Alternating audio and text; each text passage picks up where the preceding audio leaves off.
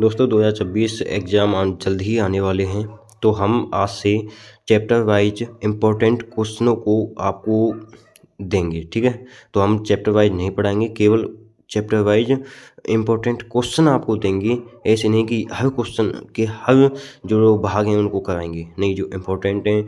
हमने लास्ट 6 साल की जो एग्ज़ाम हुए हैं उनमें जो मैथ का एग्ज़ाम हुआ है वो सभी हमने पेपर देखे हैं और उसके आधार पर ही हमने सभी जो है आप आगे वीडियो की स्क्रिप्ट और वो बनाई हैं। तो चालू करते हैं वीडियो। तो आज हमने 4 सवाल लिए हैं और पहला सवाल जानने से पहले वीडियो अच्छी लगे तो लाइक और चैनल को सब्सक्राइब करना तथा कमेंट में बताना कि इनमें से कौन सा सवाल आपको नहीं आता था, ठीक है। तो चलो स्टार्ट करते हैं वीडियो। पहला सवाल है कि 196 और 38220 का एचसीएफ ज्ञात करने के लिए यूक्लिड विभाजन एल्गोरिथ्म का प्रयोग कीजिए। देखिए, ये बहुत ही बढ़िया क्वेश्चन है जो कि अक्सर एग्जामों में रिपीट होता रहता है। चाहे संख्या इसकी चेंज हो सकती है, लेकिन क्वेश्चन ये इसमें से अवश्य आएगा। इसका फॉर्मूला जो होता है वो ये होता है C=DQ+R, यानी कि भाज्य इक्वल भाजक इंटू गुणनफल प्लस गुणांक प्लस शेषफल, ठीक है।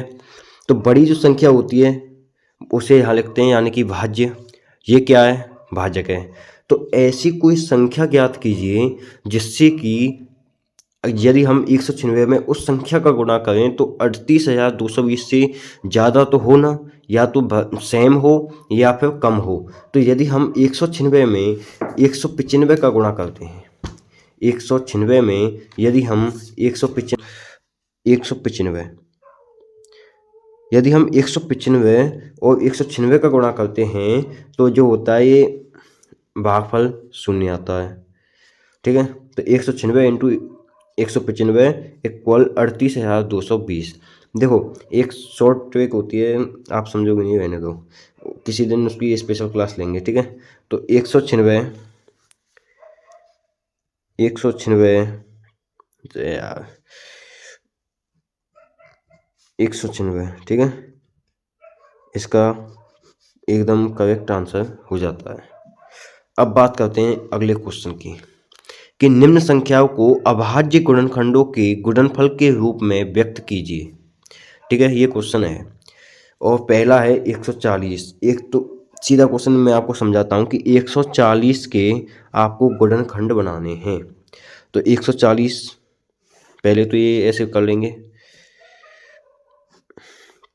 तो 2 से 70, 2 से 35, 5 से 7, 7 से 1, ठीक है। तो इसके गुणनखंड क्या निकल के आए? इसके गुणनखंड निकल के आए 2 गुणा 2 गुणा 5 गुणा 7, यानी कि 2 की घात 2 गुणा 5 गुणा 7, ये क्या निकल के आए? इसके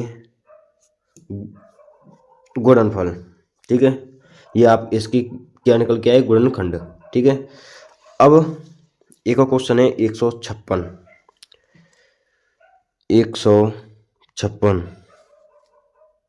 इसके निकालेंगे। तो 156 में यदि हम 2 का भाग दें तो ये आता है आपका 2 सत्ते 14 और 2 अट्ठे 16, 2 तिया 6, 2 नमा 18, 3 से 13 और 13 से 1। तो इसके जो गुणनखंड निकल के आते हैं वो आते हैं 2 गुणा 2 गुणा 3 गुणा 13। ये इसके गुणनखंड निकल के आते हैं, यानी कि हम कह सकते हैं कि 2 की घात 2 गुणा 3 गुणा 13, ये क्या है? इसके गुणनखंड निकल के आएंगे। तो इसके क्या निकल के आए? 140 के 2 की घात 2 इंटू 5 इंटू 7 इसके गुणनखंड निकल के आए, और 156 के निकल के आए 2 की घात 2 गुणा 3 गुणा 13, इसके ये गुणनखंड निकल के आए। अब बात करते हैं अगले क्वेश्चन की। तो अगला क्वेश्चन क्या है? Question number 3। क्वेश्चन नंबर 3 है कि पूर्णांकों के निम्नलिखित युग्मों के एचसीएफ और एलसीएम ज्ञात कीजिए तथा इसकी जांच कीजिए कि दो संख्याओं का गुणनफल इक्वल एचसीएफ इंटू एलसीएफ है या नहीं। तो हमें पहले तो इसका एचसीएफ और एलसीएम निकालना है और फिर हमें जांच करनी है कि संख्याओं का गुणनफल equal HCF into LCM right या रॉन्ग। ठीक है, तो स्टार्ट करते हैं। सबसे पहले करते हैं हम 26 और 91 के गुणनखंड।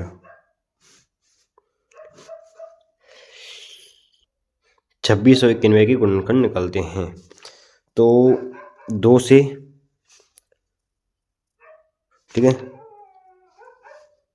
2 से कितनी बार जाएगा? 2 से 13 बार, और इसमें 2 का भाग जाएगा नहीं, तो ये ऐसे रहेगा। तो इसमें अगर क्या देंगे, इसमें हम देंगे 7 का भाग जाएगा 13, इसमें 13 बार जाएगा। ठीक है, 13 7 91 होते हैं, तो इसमें 13, तो 1 1। अब इसके गुणनखंड क्या निकल के आए? 2 गुणा 7 गुणा 13, ये इसके गुणनखंड निकल के आए। और तो हम इसका जो है, ये क्या है, इसके कॉमन है, तो इसका जो लासापा होगा वो होगा 7 दूनी 14, और 14 गुणा 13 होते हैं आपके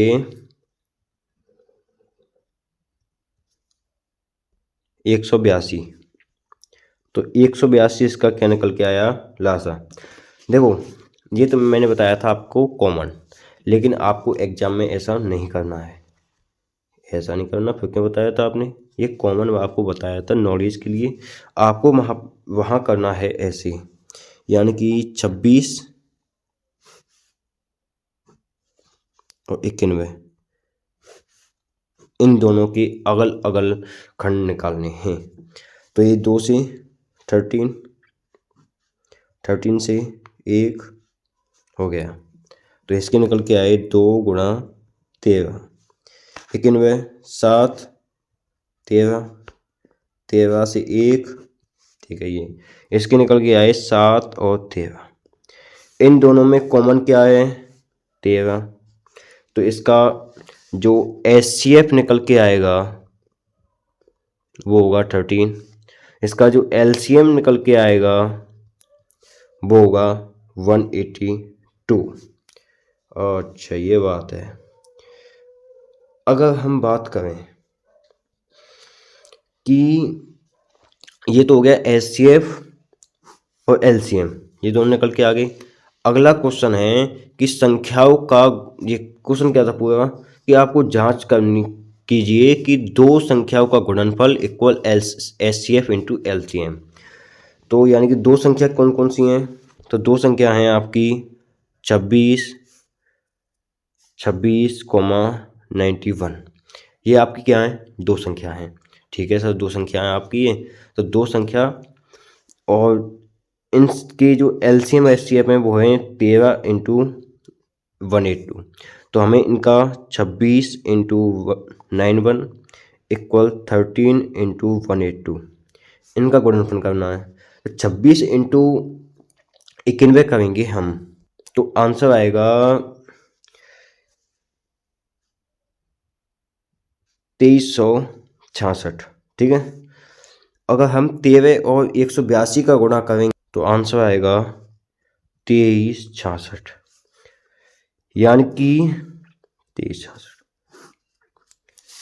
यहाँ है कि जांच कीजिए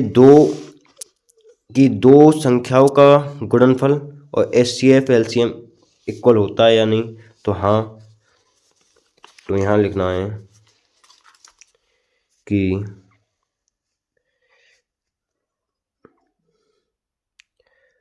क्या लिखना है, क्वेश्चन को पढ़ना पहले, कि युग्मों के एचसीएफ और एलसीएम ज्ञात कीजिए तथा इसकी जांच कीजिए। तो आपको लिखना है कि दो संख्याओं का गुणनफल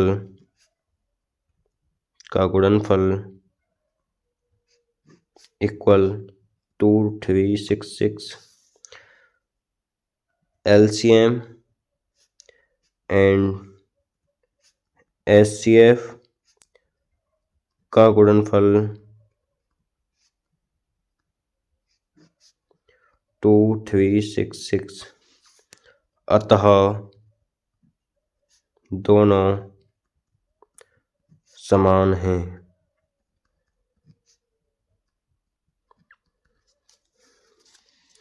अगला क्वेश्चन है 510 एंड विनिमय। इसको हम सॉल्व करेंगे, ठीक है। तो इसको सॉल्व करना है।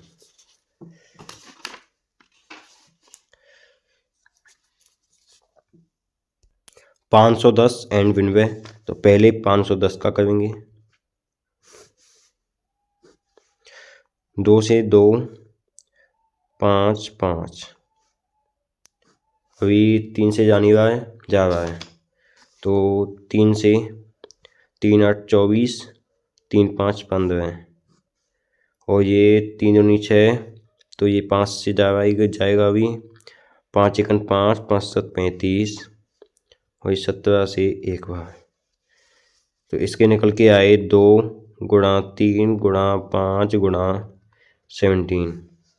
अभी निकालेंगे विनिमय के, तो विनिमय के निकल के आएंगे 2 से देंगे तो 2 चौके 8 और 2 छक्के 12, 2 से 2 3, और ये 23 से 1, तो इसके निकल के आएंगे 2 गुणा 2 गुणा 23। तो आपको इसमें कॉमन देखना है, कॉमन है 2, ठीक है, 2 कॉमन है, और कुछ कॉमन है क्या, नहीं है, तो HCF हो जाएगा 2। और LCM निकालेंगे हम। LCM की अगर हम बात करें तो 2 गुणा 3 गुणा 5 गुणा 17 गुणा 2 गुणा 23, इन सभी का गुणा करेंगे तो 3 दूनी 6 पंजे 30, और 30 दूनी 60, और 60 गुणा अगर हम 17 तो 1020 आएगा, और 1020 में यदि हम 23 का गुणा करें, LCM निकल के आएगा 23,460, ठीक है। अब संख्या क्या थी, 510 इंटू 92, और आपकी HCF क्या है 2, LCM क्या है 23,460। अभी हम 510 और विनिमय का गुणा करेंगे, ठीक, तो आएगा 46,920। यदि हम 2 गुणा 23,460 करें तो 0 चरनी बार की 2 हासिल 1, और 4 दूनी 8, 1 9, और 23 दूनी 40, 46,920। तो जो हमारे पिछले उसमें लिखी थी वही इसमें लिख लेंगे कि 2 संख्याओं